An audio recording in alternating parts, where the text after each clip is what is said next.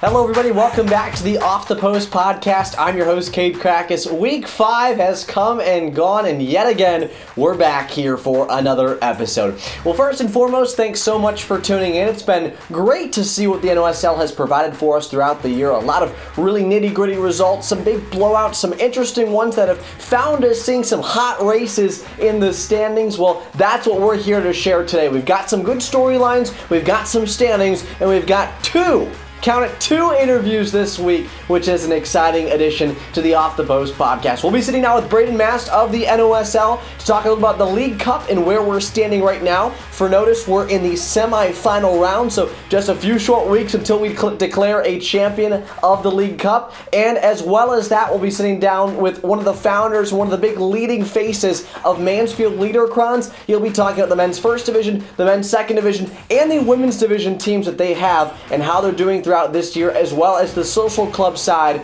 of Mansfield Liederkranz. So make sure to stay tuned. We've got a lot coming your way here in Week 5 of the Off the Post podcast.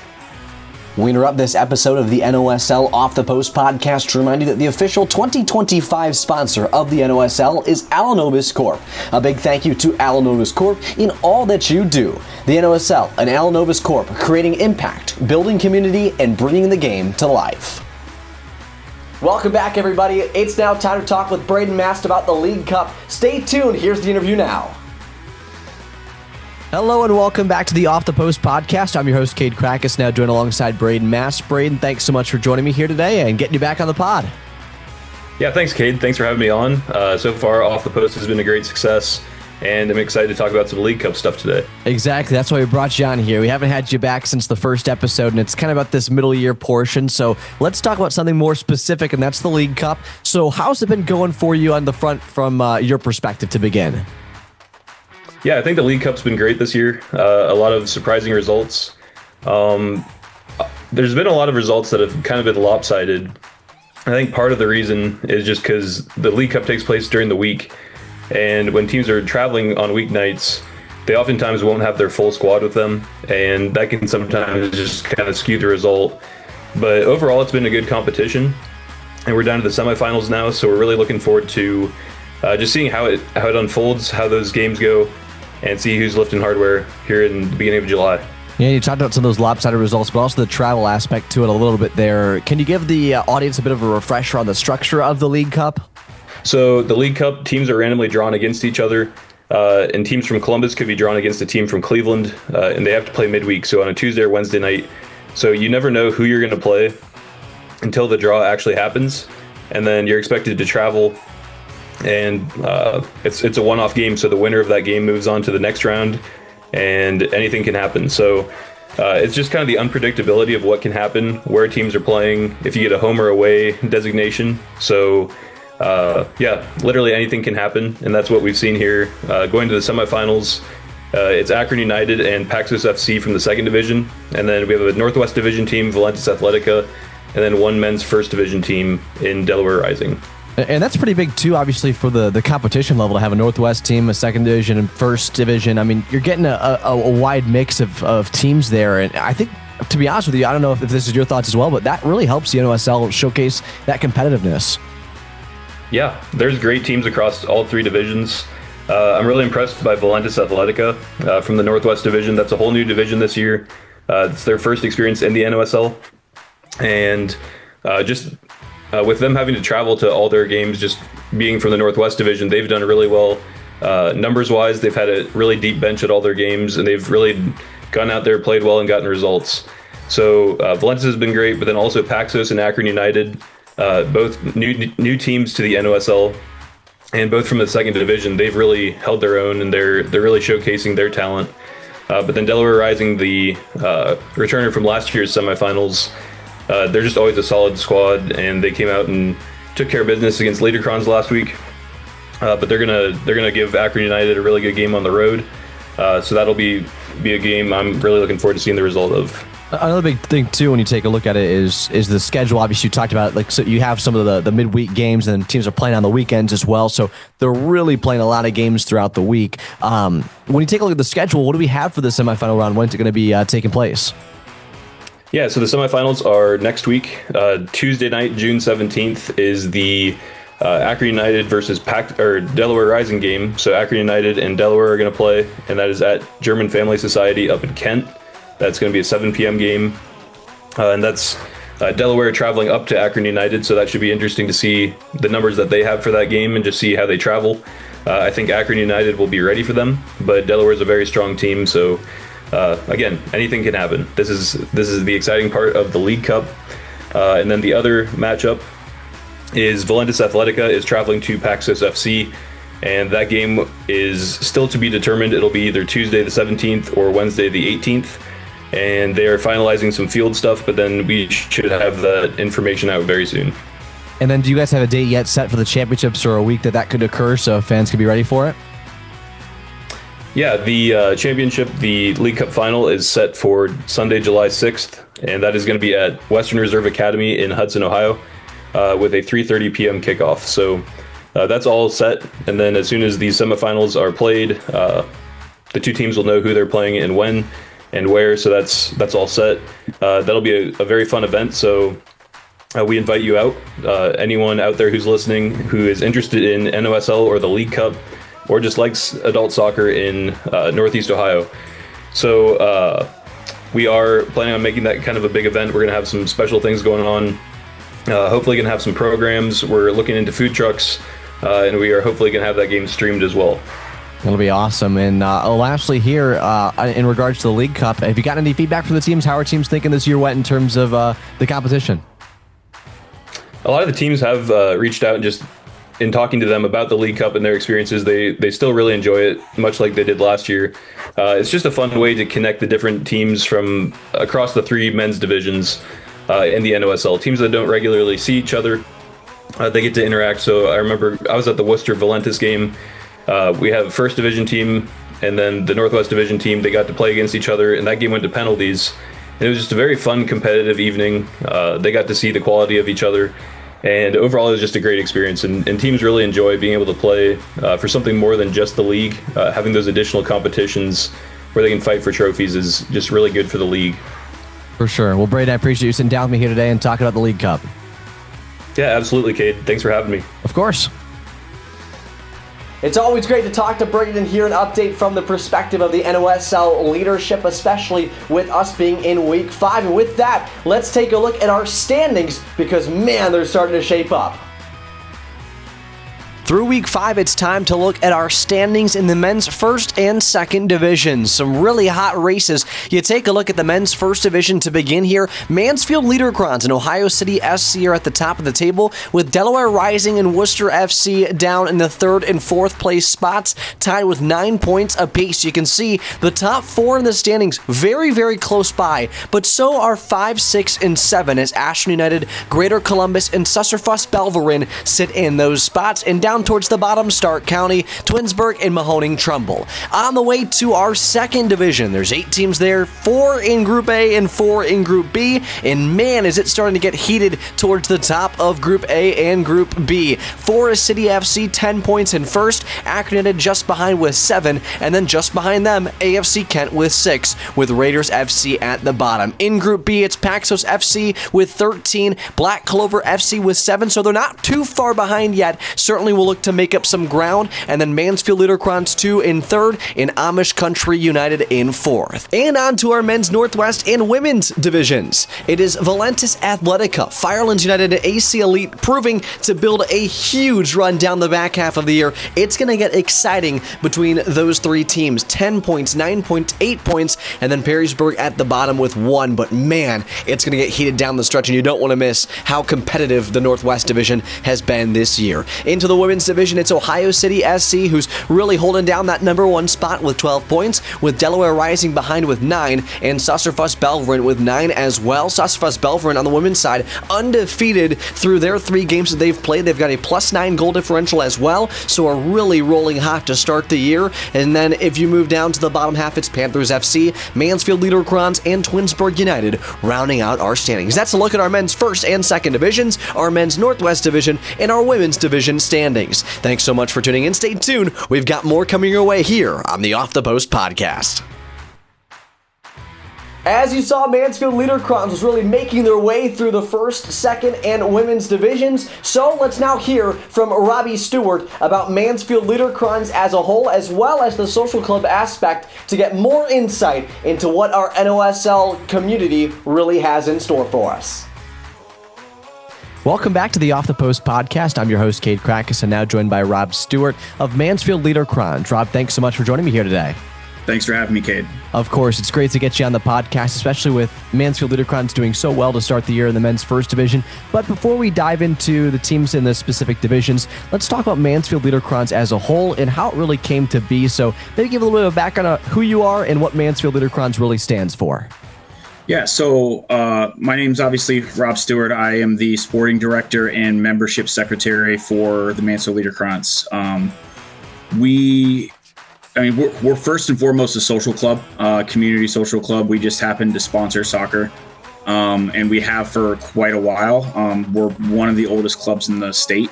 Now, that being said, we were, at least on the adult side, dormant from about 2013 to 2020. Okay. I wasn't around during that time. I was traveling around the country playing soccer in other states. And then when I moved back to be closer to family where I grew up, got together with some of the people that I played with in the past and got the stuff back together, and then COVID hit. So it's been a process to kind of get it where it was before, and we've surpassed that, and we are continuing to grow and hopefully making the community proud in doing so. Of course, I was just about to say Mansfield Liederkranz obviously now has teams in the men's first division, second division, and the women's division. And as well as that, it's the Mansfield Liederkranz first division team. Similarly has what I heard is one of the biggest rosters you guys have had on record. So when you take a look at just the growth of Mansfield Liederkranz as well, I mean, how has that really happened? Has it come through community involvement and help? Has it come from maybe kind of that love for the sport that you kind of have? Or what's really accredited to this growth? So it's a combination of things. So we're a member-owned club. We have around 700 active members right now. Oh, wow. That are at the club throughout the week or from other different states that still participate in. For instance, this year they put forward the money for our dues and our fees and everything like that, which is why they're on the front of our new home jerseys this year. So it's been a bit of a community involvement in that aspect, but on top of that, it is me going out and recruiting coaches to help run the programs for me and with me. And then that allows me to go out and find some players from either in Mansfield themselves, but we've also brought up players from Columbus, Cleveland, Akron. I am a recruiter by trade, so that's what I try to do. For sure. And you take a look at these divisions now specifically. Let's go team by team. You can give your thoughts on them and how they've gone so far this year. But first division, man, it's awesome to see them in first place. 13 points for you guys, 4-1 record, plus 19 goal differential. I mean, the first division side's completely on a roll right now. Yeah, so before the season started for the first team, we were hoping to win what we call our treble. So it's win the League Cup, and then win our national German tournament as well. Unfortunately, we got knocked out of the League Cup by Delaware Rising. We didn't win the national Donauschwaben is what it's called. We didn't win that this year.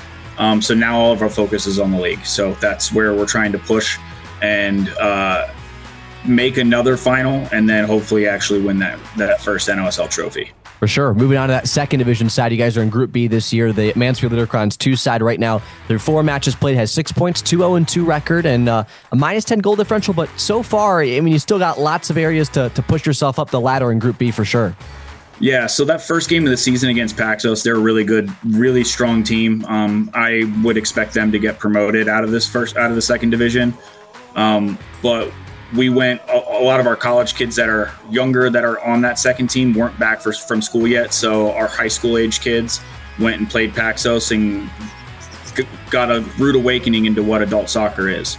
For sure. And then it's getting those kids up to speed and getting these college kids into the ranks and balancing. Some of those players have work schedules. Some of them are older and have families. So it's balancing all that life as well as soccer, trying to get everyone there. And when everyone's there, we do well in that division. The problem is getting everyone there. For sure. And then moving on to the women's division side of things as well. Still some growing pains in the mix right now. Point through 4 games, 0-1-3 record. When we take a look at that women's division, you said it's to me earlier, but it's kind of like injuries and working your way through and also just kind of establishing yourself in the women's division. Yeah, so last year we didn't have a good year at all. So this year was rebuilding. We started off well against Twinsburg, scoring pretty much more goals than we did all last year in that one game. So it was good. We've shown that we can defend better. We're showing that we can play a little bit more as a team. But we got hit with the injury bug over the past couple weeks, and it's trying to get through those, fill in some spots before registration's done, and then trying to build some team cohesion because whereas some of the other teams are a lot of younger college-age girls, we have several that are married with children, families, full-on careers. For sure. They have to take their kids to sporting events. So, like I said, balancing life with soccer, and then your family responsibilities as well is a bit difficult when you get with when you have a team with some of the older. I don't hate saying older, but some of the older women on the team. Same thing with the guys. So we're in a rebuilding year. We're hoping that we can.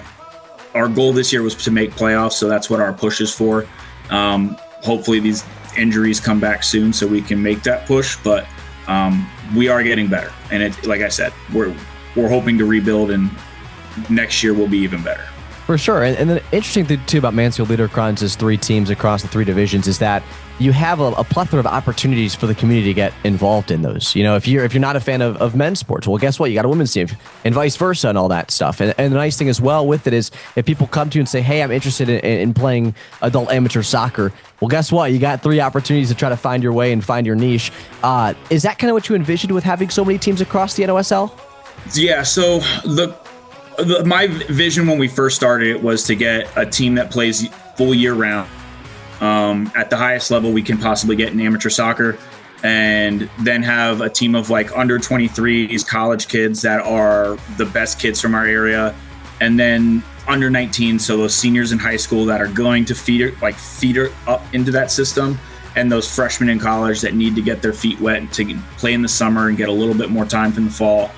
So that was ideally 3 teams on the men's side, and then the women's side we wanted 2. But with other clubs sprouting up in the area, pulling some of the talent, it does make that vision not necessarily possible. But what we have now is a semblance of that vision, right? So we do have the top team, which is the better players in the area. Some of them just graduated college, some of them are former pros, and then you have the reserve team, which is the second division team, which is those guys that are younger college guys that maybe freshmen in college, and then the seniors in high school that are feeding up into that system. Yeah, and taking a look at Mansfield Liederkranz as a whole, obviously we've focused primarily on the soccer side of things, but it really is just this big community aspect. And for someone maybe like myself or others out there who might not be too informed on what Mansfield Liederkranz is from that community side of things, do you want to give a little bit more of the social club aspect to it, a bit of more description there? Yeah, so we are a German social club. We are part of the U.S. National Donauschwaben Society, which is it's of the world as well. So it's a bunch of basically ethnic Germans that were living in Yugoslavia during World War II, that when post-World War II, we were displaced from our homes and moved to either Canada, United States, Brazil, Argentina, Australia, Germany, Austria, like just wherever we could find homes. So that's what our ethnic background is. Now it's more so that's just a part of the club. We're more so just a community social club. So we have German cultural dance, Schuhplottlers, as well as a Kultur dance group. We have women's auxiliary, which they do bake sales. They do some other events. We have concerts at the club. We have Friday night dinners where our members get to come and either get prime rib or sometimes steak and lobster. We host weddings, so we have event venues and things like that. I actually got married there at the beginning of May. Oh, awesome. Which it was like we are a community club. We like to do things for the youth in our area, as well as if anyone needs to, like we've hosted several events for fundraisers for people who are ill or maybe recently passed away and needed help with getting some of their expenses covered on that. So we help our members, we help other community members as well when we need to. So we do like to offer a lot of that stuff, and that is what we are more so. We just happen to have soccer. We just happen to have a golf league. We just happen to have cultural dance because that's where our roots came from. We're those parts of who we are, those groups. That's who our roots are, but we are much more than that now. Yeah, and you kind of covered it there, but what's really the mission of the organization as a whole? I mean, do you guys have kind of something that you sit down every once in a while and you kind of determine, hey, this is what we're really going to focus on. This is what we want to hit. We want to hit either like the community or this certain aspect of things. Is there something that you can think of in that realm? So our mission as a whole is just to try to preserve our culture. So we understand that that's getting more difficult as the years go on because we're so far removed and so many generations removed from our family members that came over here from Germany. Yeah. So it's one of those things that we want to preserve it, but at the same time, we don't want to. We want to preserve it. We want to keep who we are in those roots, but we don't want to lose the fact of who we are now and where we are in this great country that we're in. Yeah. So it's trying to keep that alive as well as keep the American culture alive too. So we have events like Schlockfest, where Oktoberfest, where we try to push those traditional German events where we can get a little bit more of our ethnicity out there. But then at the same time, when the German bands are done, it's American music playing. Of course. And my last question to you would be, is when you take a look at kind of everything that you've culminated here with Mansfield Liederkranz, what's the goals moving forward? The goals moving forward is just to keep taking that next step. So ideally we would want, like I said, we want our top team to be playing 10 months out of the year, which would probably be the next step is get to there. And that way our second team we'll have more opportunities to play if we do that. Whether NOSL somehow gets to that level where they're having 10 months out of the year, which with the Fall Cup gives us that first opportunity, or it's going to a different league and then keeping our two teams here to give even more playing opportunities for the area than we initially thought. Without a doubt. Well, I appreciate your time so much here today, Rob. Thank you. Thank you, Kate. Have a great day. Well, that's all that we've got for this week's rendition of the Off the Post podcast. I'm Kate Krakus saying thanks so much, and well, let's see what Week 6 has in store for us. It's going to be a great one. Thanks so much here from the Off the Post podcast.